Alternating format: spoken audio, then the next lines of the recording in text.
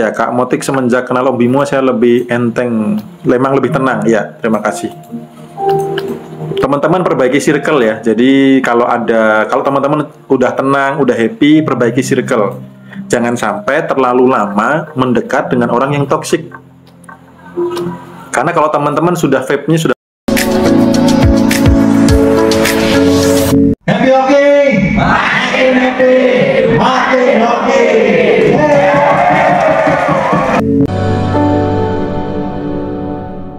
Berapa banyak teman-teman mikir negatif yang membuat hidup tidak happy hari ini?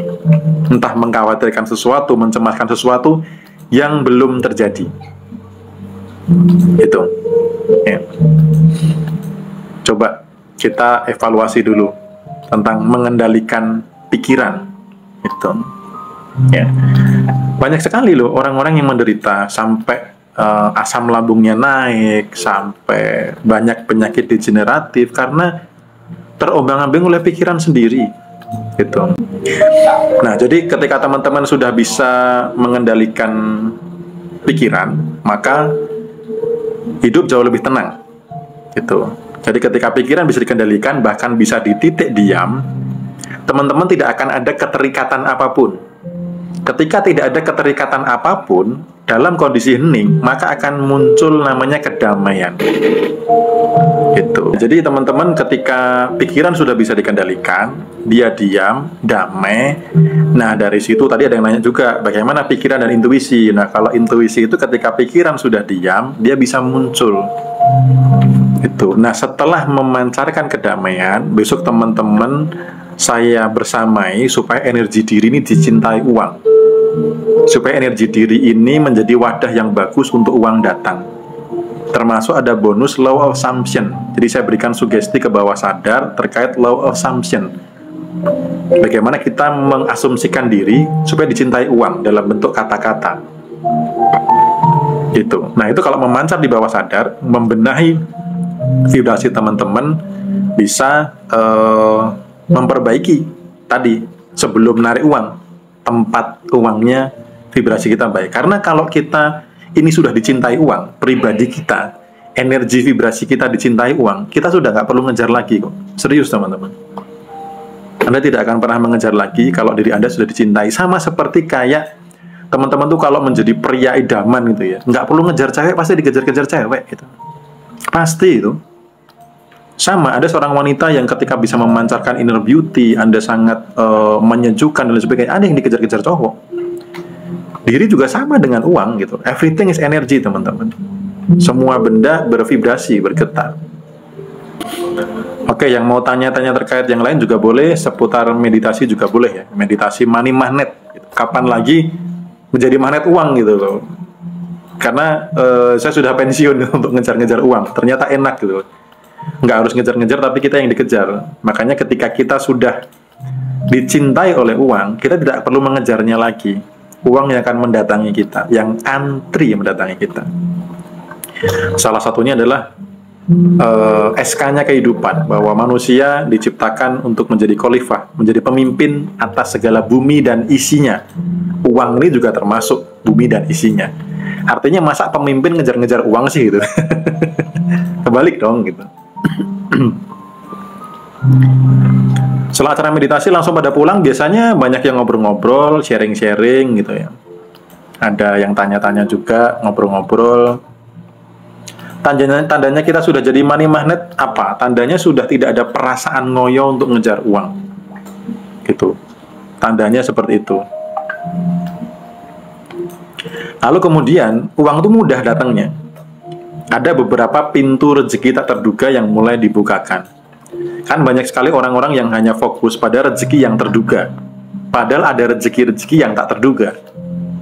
Nah, kalau sudah dicintai uang, bisa jadi teman-teman tuh dapat rezeki tak terduga. Nggak nyari, nggak ngejar, kok tiba-tiba dapat. Entah dapat bonus, entah menang undian, entah ada saudara yang ngasih. Banyak kejadian yang tiba-tiba kok uang mudah ya gitu. Nah, itu salah satu contoh indikator bahwa sudah dicintai uang, sudah menjadi money magnet uang. Tanda-tanda awalnya seperti itu. Salah satu sikap dicintai uang itu teman-teman vibrasinya power, ya, tenang, damai, penuh sukacita gitu ya. Jadi sudah bisa melampaui cemas, khawatir, takut, panik. Ya, karena saya pernah juga konsultasi ke guru spiritual saya juga, waktu dulu saya juga diundang meditasi bersama. Beliau minta saya untuk ajak teman-teman karena dari luar kota ya, di Jakarta. Saya bilang, "Mam, teman-teman belum bisa hadir, banyak yang finansialnya belum pulih gitu." Kemudian guru spiritual saya mengatakan bahwa iya, mereka masih dominan di khawatir, cemas. Mereka masih mengkhawatirkan uang sehingga uang nggak mau datang gitu. Atau misalkan datang pun cepat pergi, atau misal datang nggak banyak.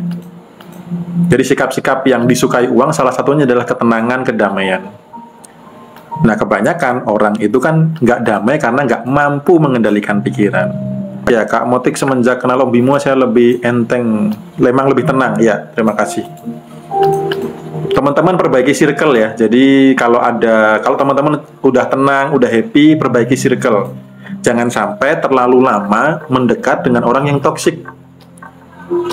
Karena kalau teman-teman sudah vibe-nya sudah bagus, lalu teman-teman berlama-lama dengan orang toksik, maka energinya akan kesedot. Ya, waspada lintah energi ya, lintah energi atau sampah energi gitu. Cara lepas dari rasa bersalah ya dimaafkan. Gitu, kalau merasa bersalah dengan diri ya dimaafkan. Ya, boleh mengenang masa lalu tapi jangan tinggal di dalamnya. Gitu, karena merasa bersalah itu kalau dominan itu bahaya. Karena kalau ditambahin 3 perasa, misalkan merasa bersalah, merasa malu, lalu putus asa, itu ujung-ujungnya bisa sampai bunuh diri. Vibrasi yang paling low kan 3-nya itu ya. Jadi merasa bersalah itu kecuali orang lain, harus ada diri yang dimaafkan. Anda harus mampu memaafkan diri Anda. Yang terjadi kelas lain selain JTA ada Happy Hoki, nanti juga ada sedang saya rancang Happy Hoki Love. Jadi Happy Hoki Love ini untuk yang pengen narik jodoh, untuk yang pengen memperbaiki hubungan dengan pasangan, makin mesra lagi, makin harmonis lagi, bisa. Ya, untuk memperbaiki hubungan cinta dengan metode-metode hipnosis. Ya. Terus ada juga Happy Hoki Parenting buat mendidik anak, karena banyak sekali yang kewalahan mendidik anak, banyak sekali yang anaknya kecanduan ini, kecanduan itu, nggak bisa diatur. Banyak sekali orang tua yang stres dengan anaknya. Jadi saya terpanggil juga supaya anak berkurang menjadi korban ketidakmengertian orang tua gitu. Karena ketika ketemu offline kadang banyak yang menceritakan, mengeluhkan anaknya. Ya, anak akan jadi apa tergantung program dari orang tua kan gitu. Contoh nih, Anda sekarang ini, mohon maaf ya, ini kita evaluasi sedikit tentang salah didikan orang tua zaman dulu. Banyak orang ketika sudah dewasa, sudah besar, ketika ada masalah, yang disalahkan pasti orang lain dan cenderung balas dendam. Betul nggak? Karena pada saat kecil, ketika ada yang kesandung pintu, kejedot pintu, yang disalahin siapa? Pintunya kan? Pintunya nakal ya gitu. Habis itu diajarin apa? Balas dendam, pintunya dipukul. Nih, pintu rasain gitu.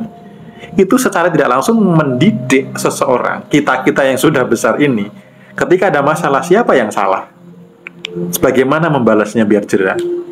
Itu salah satu contoh salah didikan di masa kecil.